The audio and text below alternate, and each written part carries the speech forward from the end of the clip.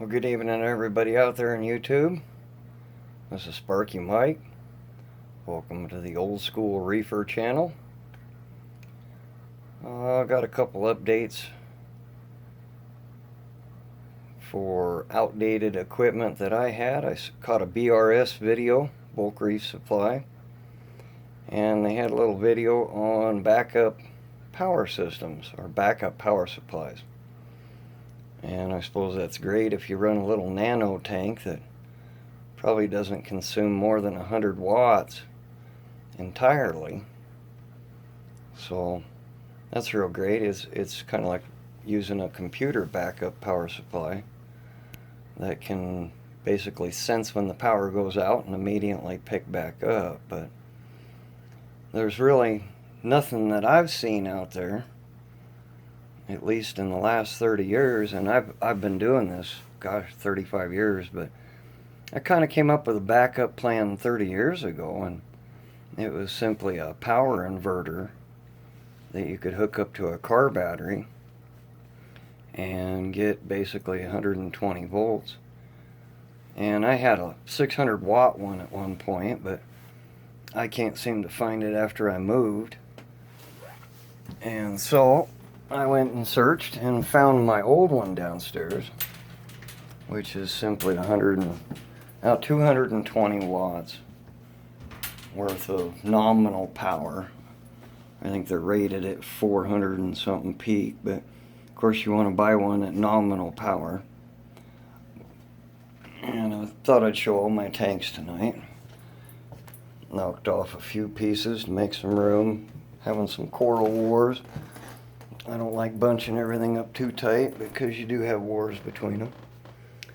And I have to trim that purple monoporta here pretty quick. It's getting out of control. But here's a tank tonight.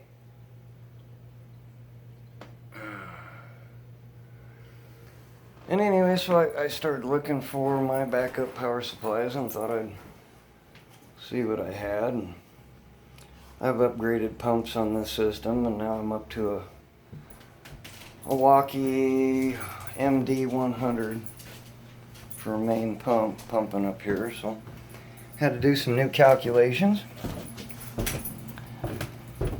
and thought that I probably should update my backup power supply. And of course this is the poor man's way of doing it. My hospital tank, of course, but and so what I did is I recalculated my main pumps, all the main pumps and necessary things that I need to keep running in a power outage. And if you look at the nameplate on the motor, you'll see that my motor takes 3.4 amps for the main circulating pump at 115 volts. Amps times volts equals watts. So that was one main pump. My frag pump, main pump for this guy, just to keep the system running, comes out to 115 watts. So I have 506 watts that I have to maintain running at least every half hour, every hour during a power outage. And of course this is the poor man's way of doing it. So come to find out, ultimately I needed 1,000 watts to keep main pumps running, and basically one drop-in 300 watt heater. And so for 1,000 watt inverter, you can pick up at Home Depot for 150 bucks. This is my old one, which is basically good enough to keep a Milwaukee MD40 pump running, but that's about it. 218 watts. So of course my system has been updated, so I had to update my backup power supply. And what I devised years ago is basically running one of these outside to your vehicle, hooking it up to your car battery, using a couple extension cords, run it inside down to your basement, and connect to your main pumps. Basically unplug the pump from the system, which I kind of have rigged here for mine as an emergency bypass shutoff, and plug it into that, and you can basically fire up your pumps for as long as you need to, even for several days, by cycling your car battery and starting your car up and recharging the system, and or a solar panel, and or there's several ways to recharge batteries. I just simply use a car battery that's installed in the car and use the car to recharge the battery and the inverter to fire up my main pumps down here. So thought I'd give a tip for a poor man's backup power supply and how to calculate to come up with what you need to come up with to figure out the power supply. Used to be able to get these at Radio Shack years ago for 30 bucks. I think you can still get 600 watt units on eBay I saw for 50 bucks. So you want to go to 1,000 watt, it gets a little pricier. So that's my tip for a backup power supply.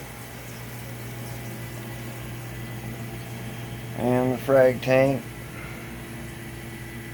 as it sits tonight. System as it sits, and I am going to use this old tank that I had and upgrade it and use it as a chaetomorpha and mangrove tank. Basically lower the water level somewhere around 12 inch and fill about 3 inches of gravel, actually mud, mineral mud in the bottom, along with what is in the refugium.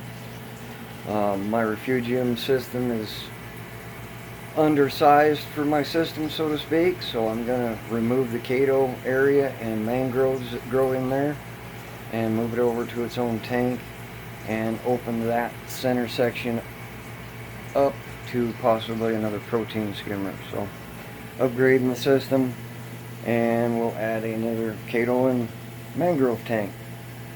So we'll see what happens. I am able to sell my chaetomorpha to a local shop, so it's profitable to do so, and I wouldn't mind getting a little extra nutrient removal from my system, because I seem to overgrow chaeto quite a bit in the little tiny area, and they have a really nice Kessel H380 over the top, so I'll have a larger area to grow the chaeto and sell it back to a local shop.